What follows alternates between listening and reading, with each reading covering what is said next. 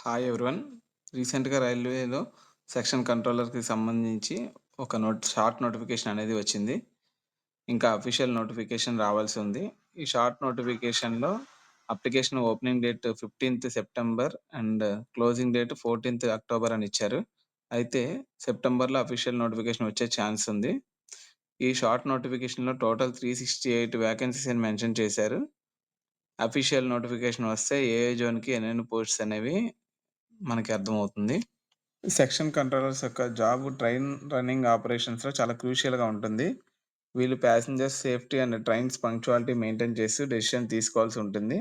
రైల్వేలో రూట్స్‌ని కొన్ని సెక్షన్ కింద డివైడ్ చేస్తారు. ఈచ్ సెక్షన్‌కి సెక్షన్ కంట్రోలర్ ఉంటారు. వీళ్ళు బోత్ గూడ్స్ అండ్ ఎక్స్‌ప్రెస్ ట్రైన్స్‌కి కరెక్ట్‌గా పంక్చువాలిటీ మెయింటైన్ చేస్తూ రన్ చేపించాల్సి ఉంటుంది. స్టేషన్ మాస్టర్ సెక్షన్ కంట్రోలర్ చెప్పిన ఇన్‌స్ట్రక్షన్ బట్టి ఏ ట్రైన్‌కి సిగ్నల్ వేయాలి, గూడ్స్ ట్రైన్ ఎక్కడ ఆపాలి అని వాళ్ళు చెప్పిన ఇన్‌స్ట్రక్షన్ ఫాలో అవ్వాలి.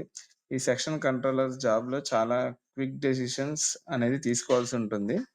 అందుకే సెక్షన్ కంట్రోలర్స్‌కి డ్యూటీ 6 అవర్స్ మాత్రమే ఉంటుంది. సెక్షన్ కంట్రోలర్ జాబ్ స్ట్రక్చర్ వచ్చేసి సెవెంత్ పే కమిషన్ ప్రకారం లెవెల్ 6లో ఉంది. ఇందులో స్టార్టింగ్ బేసిక్ వచ్చేసి 35,400 ఉంటుంది. అలాగే వర్కింగ్‌లోకి వచ్చాక DA, HRA, TA and night duty allowance and over time allowance అన్నీ ఉంటాయి. అప్రాక్సిమేట్‌లీ మన గ్రాస్ సాలరీ వచ్చేసి 60,000 వరకు ఎక్స్‌పెక్ట్ చేయొచ్చు.